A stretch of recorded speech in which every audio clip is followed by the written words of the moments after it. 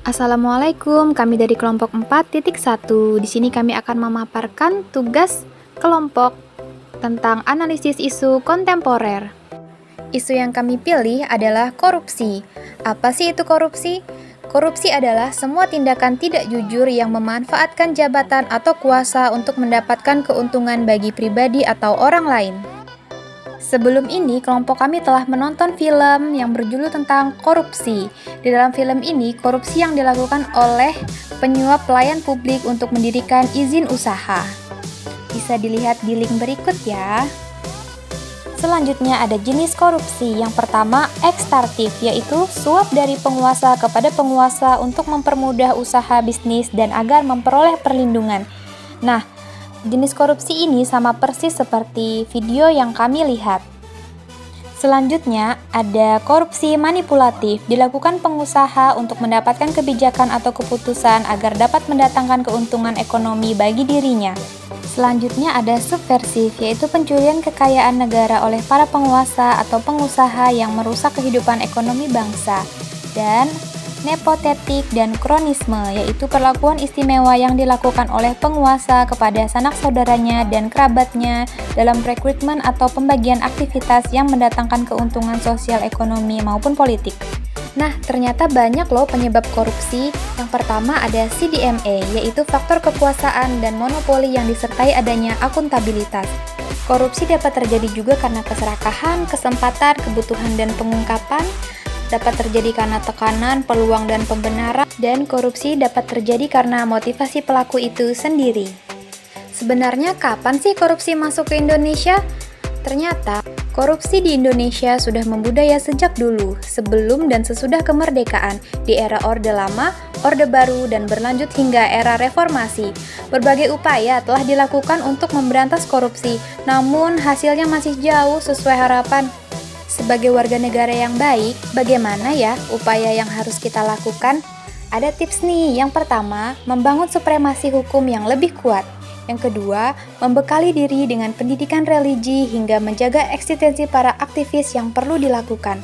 Dan yang ketiga, pendidikan moral untuk menghindari korupsi seharusnya ditanamkan sejak dini, dan pencegahan korupsi dapat dimulai dari hal-hal yang kecil. Kelompok kami telah menganalisis isu menggunakan AGHT. Yang pertama, ancaman. Jual beli jabatan demi kepentingan dan kepuasan sendiri yang bisa mengganggu jalannya sistem kepemerintahan atau perusahaan. Yang kedua, korupsi menimbulkan efek bahaya banyak sekali, yang dimana meluas terhadap eksistensi bangsa dan negara. Terakhir, eksploitasi APBD atau APBN. Yang kedua, ada gangguan.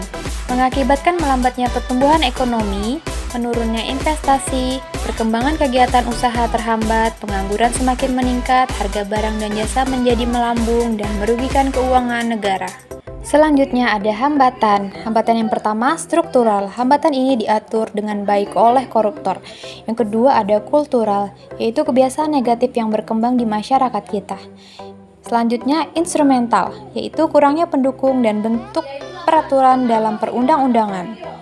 Yang terakhir, manajemen, yaitu komitmen yang tinggi dilaksanakan secara adil, transparan, dan akuntabel yang membuat penanganan tindak pidana tidak berjalan. Yang keempat, ada tantangan. Yang pertama, penegak hukum yang tidak bisa konsisten dalam bertugas atau bernindak para pelaku koruptor. Lalu, berbagai macam cara koruptor untuk mengelabui para penegak hukum. Dan banyaknya kesempatan yang bisa dimanfaatkan para pelaku korupsi pada sistem politik dan setiap sistem administrasinya. Yang terakhir, budaya di mana masih ada sikap sungkan dan toleran di antara aparatur. Nah, kelompok kami telah menapis isu dengan metode USG. Sebelumnya, USG adalah urgensi, dilihat dari tersedianya waktu, mendesak atau tidaknya masalah tersebut diselesaikan. S, seriousness, dengan melihat dampak masalah tersebut terhadap produktivitas kerja, pengaruh terhadap keberhasilan, membahayakan sistem atau tidak. Growth, dilihat dari apakah masalah tersebut berkembang sedemikian rupa sehingga sulit untuk dicegah. Selanjutnya adalah hasil tapisan dengan metode USG. Dapat kita lihat, kurang tegasnya penegak hukum dan pemerintah di Indonesia dalam mengatasi kasus korupsi yang ada, terutama dalam membuat kebijakan mengenai hukuman para koruptor, mendapat poin paling tertinggi, yaitu 14. Kemudian dilanjutkan dengan perasaan tidak puas atas apa yang didapatkan dengan poin 13, disusul dengan kurangnya pendalaman materi atau didikan moral, dan kurangnya rasa peduli pada pengusaha, dan yang terakhir mendapat poin terbawah yaitu lebih banyak memberikan informasi mengenai kasus korupsi yang sedang hangat terjadi tetapi tidak menyeluruh dan mementingkan keuntungan media. Oke, kita lanjutkan, yaitu selanjutnya pemecahan metode SWOT, yaitu kekuatan, strength, kelemahan, weakness, peluang, opportunity, dan ancaman, threat. Mari kita analisis. Untuk strength atau kekuatan, yang pertama tersedianya sumber daya manusia yang mendukung, yaitu anggota penyidik KPK yang berpengalaman melakukan penyidikan. Pemerintah memegang kekuasaan penuh dalam perumusan kebijakan terkait hukum dan koruptor, dan adanya lembaga atau instansi yang mengatur tentang penggunaan dana.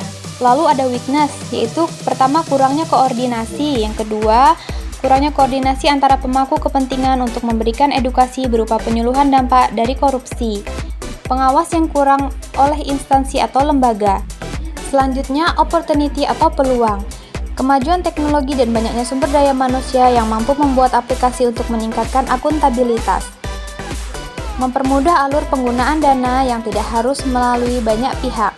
Pemerintah mampu menaikkan pendapat para pegawai dengan anggaran yang tersedia, dan adanya keterbukaan informasi yang menyebabkan dapat diketahuinya pertanggungjawaban mengenai penggunaan anggaran pemerintah yang dapat diketahui semua pihak. Di threats, ada pelaku kejahatan pidana korupsi memiliki banyak jaringan dan melibatkan banyak pihak. Kekuasaan yang dimiliki seorang terhadap penggunaan dana. Ketiga, banyaknya kebutuhan yang tidak diimbangi dengan pendapatan dan belum adanya kesadaran dari masyarakat mengenai akibat yang ditimbulkan dari korupsi. Hasilnya, strike opportunity. Yang pertama, pemanfaatan sarana prasarana untuk melakukan penyelidikan terhadap tindak pidana korupsi. Kedua, penggunaan teknologi digital untuk mempermudah aktivitas yang terlihat mencurigakan sehingga dapat meminimalisir korupsi. Weakness and threat. Meningkatkan hubungan atau relasi terhadap instansi terkait guna mempermudah dan mempercepat penyidikan. Kedua, mengirimkan penyidik untuk belajar mengenai tindak pidana korupsi agar meningkatkan penyidikan. Selanjutnya, mengupas tuntas sampai ke akar dengan metode fishbone. Dimulai dari individu. Dalam individu seseorang dapat menimbulkan keserakahan atau ketamakan dan minimnya moral. Dari faktor lingkungan, ada korupsi masih dianggap lumrah dan berkembangnya kebiasaan korupsi. Dan aturan, lemahnya peraturan perundang-undangan serta keputusan hukuman yang dinilai kurang sesuai kepada pelaku. Yang terakhir, dalam organisasi, yaitu manajemen menutupi serta kurangnya keteladanan kepemimpinan. Faktor-faktor ini dapat mempengaruhi terjadinya korupsi. Oke, sampai di kesimpulan. Jadi, kita sebagai warga negara Indonesia yang baik, kita perlu adanya suatu gerakan yang mendorong pelaksanaan kemiskinan koruptor. Terima kasih. ASN berakhlak anti korupsi.